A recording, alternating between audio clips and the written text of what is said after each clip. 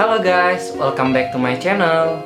Perkenalkan, nama saya Herbert. Saya mahasiswa aktif Universitas Bunda Mulia semester 4. Saya hari ini akan memberikan tutorial, sekaligus saya akan menyelesaikan tugas saya yang diberikan oleh dosen saya bernama Miss Yunike.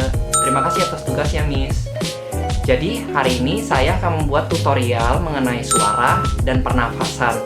Nah, gimana sih itu kira-kira cara untuk baik untuk bersuara yang bagaimana baiknya dalam membaca berita, lalu pernafasan yang baik bagaimana, tutorial yang akan saya berikan. Stay tune. A few moments later. Oke nih guys, jadi untuk yang pertama, pengetahuan untuk kalian semua, suara itu terbagi menjadi dua, yaitu suara nada tinggi dan suara nada rendah. Perlu kita ketahui bahwa nada rendah itu memang skalanya lebih besar, lebih banyak orang lebih senang mendengar suara nada rendah. Tapi bukan berarti nada tinggi tidak diperlukan. Jadi nada rendah itu umumnya orang menggunakan nada rendah agar bisa mudah dipahami oleh orang lain. Contohnya ketika membaca berita, menyiarkan sebuah informasi, itu kan biasa kan perlu dengan nada rendah agar mudah juga dipahami oleh khalayak dan menonton. Lalu nada tinggi dipakai saat apa dong? Nah, nada tinggi itu biasa dipakai oleh presenter-presenter TV yang menyiarkan sebuah berita. Kita ambil contoh deh, Valentino Simanjuntak. Siapa sih yang nggak tahu Valentino Simanjuntak? Dia itu salah satu presenter sekaligus komentator bola. Nah, dia itu ciri khasnya itu sudah banyak lah yang udah ketahui bahwa dia itu menggunakan nada tinggi. Nah, seakan-akan yang menonton dari rumah itu terexcited maupun terbius. Suasananya itu seperti, wah, gua gila nonton bolanya itu rasanya seru banget. Serasa kayak nonton di stadion langsung, padahal kita hanya nonton dari TV dari di rumah. Begitu guys. Nah, saya akan memberikan beberapa contoh nih mengenai yang tadi, yaitu suara nada rendah dan nada tinggi. Nah, kalau untuk contohnya nih, videonya berikut.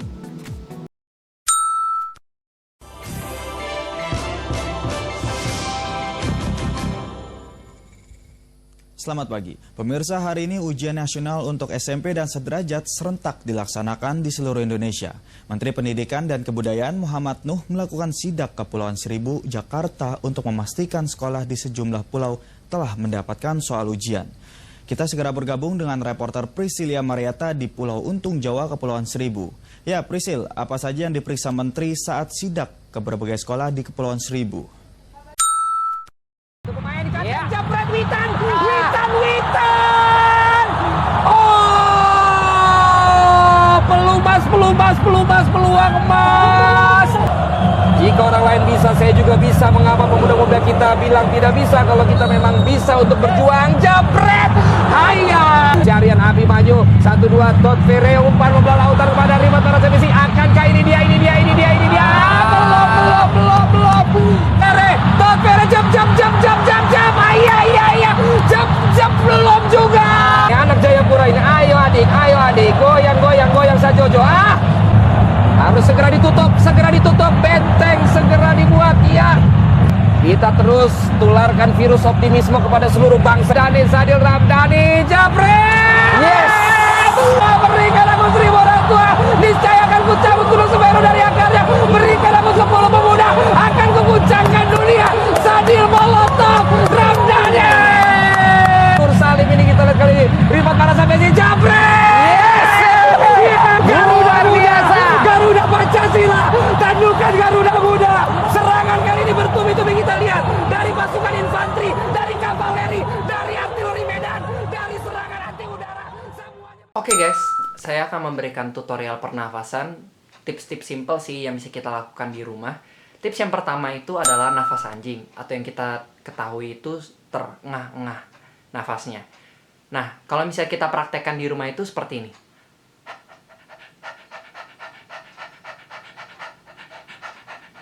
Nah, seperti itu. Nah, tujuannya apa sih kita tuh nafas, kalau misalnya kita nafas itu kita melatih diafragma kita itu seperti terbuka seperti itu. Nah, kita secara tidak langsung kita membangunkan diafragma kita agar suara kita bisa terdengar jelas dan terbuka gitu. Nah, tips yang kedua itu kita melakukan menghirup nafas 4 kali dan membuangnya itu 4 kali juga. Kalau misalnya dilakukan itu seperti ini. Gitu. Kalau kita lakukan sekali lagi,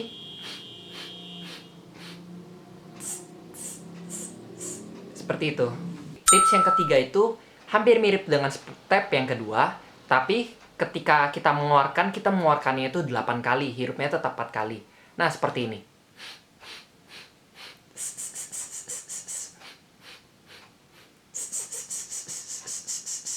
Seperti itu. Nah, step yang terakhir itu ialah step yang saya namakan itu adalah ban kempes. Nah, kita tarik nafas sedalam-dalam mungkin, lalu membuangnya itu seperti suara ban kempes. Seperti ini. Buang.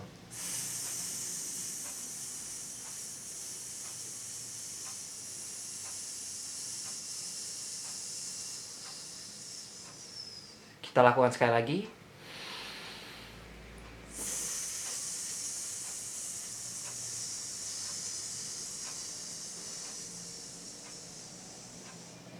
Nah, itu setelah kita lakukan, itu tujuannya itu agar kita melatih otot-otot kita, ya otot-otot diafragma, itu agar tidak tegang ketika dalam ingin berbicara, dalam melatih. Ya, kalau kalian mau melatih otot-otot biar yang kaku-kaku gitu ketika kalian mengeluarkan suara. Nah, itu tips yang simple banget kita bisa lakukan ketika ada waktu luang. Nah, sekarang saya akan memberikan sebuah contoh adegan di mana saya akan membacakan sebuah naskah berita itu dengan bagaimana baiknya, yang bagusnya itu dan yang benar itu bagaimana. Oke, stay tune.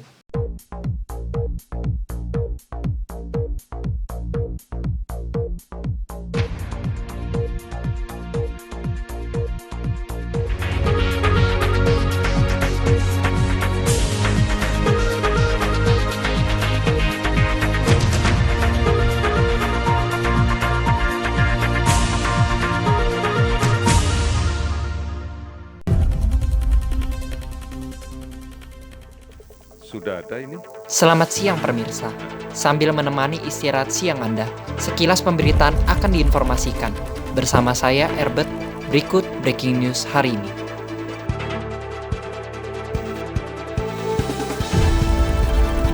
Pemerintah telah merilis sejumlah pasien yang terpapar virus corona, yaitu terdapat 107 kasus terbaru. Dengan demikian juga total jumlah seluruh di Indonesia bertambah menjadi 686 orang di Indonesia. Juru bicara penanganan kasus corona, Ahmad Yuryanto, menyebut bahwa kasus positif corona di Indonesia bertambah 107 kasus untuk hari ini. Jumlah pasien yang sembuh masih sama, yaitu 30 orang. Sementara kasus meninggal dunia 55 orang. Hingga kini setidaknya ada 24 provinsi yang warganya telah dinyatakan terpapar virus corona. Pertama, seperti yang kita pahami dan kita ketahui bersama bahwa beberapa fasilitas yang kemudian dirubah menjadi rumah sakit darurat COVID sudah beroperasional. Salah satu yang akan saya laporkan adalah tentang Wisma Atlet. Pada hari ini sudah ada 102 kunjungan dari pasien COVID-19 dan kemudian ada 71 yang langsung kita rawat dan 31 yang kemudian tidak perlu dirawat. Secara umum kondisi mereka adalah dalam kondisi sakit ringan sedang. Ada 2 yang kita lihat ada faktor komorbid yang mempengaruhi, oleh karena itu kita rujuk menuju ke rumah sakit rujukan adalah RSPAD yang waktu itu kita tempatkan. Kita memang dari awal merencanakan bahwa rumah sakit tambahan ini adalah bagian dari isolasi rumah sakit atau karantina rumah sakit. Undang-Undang nomor 6 2018 tentang karantina mengamanatkan bahwa di dalam kaitan penanganan penyakit menular ini ada 3 tahapan karantina. Yang pertama adalah karantina perorangan, ini yang beberapa kali saya sampaikan sebagai self-isolation atau isolasi diri.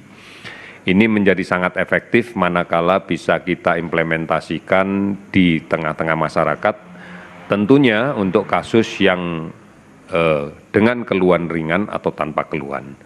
Ini sebenarnya adalah hampir 80% dari kasus positif yang ada secara statistik berada dalam keluhan dalam posisi gejala yang ringan atau ringan sampai sedang. Yang sebenarnya dengan melakukan isolasi diri di rumah ini sudah cukup bagus dan cukup efektif.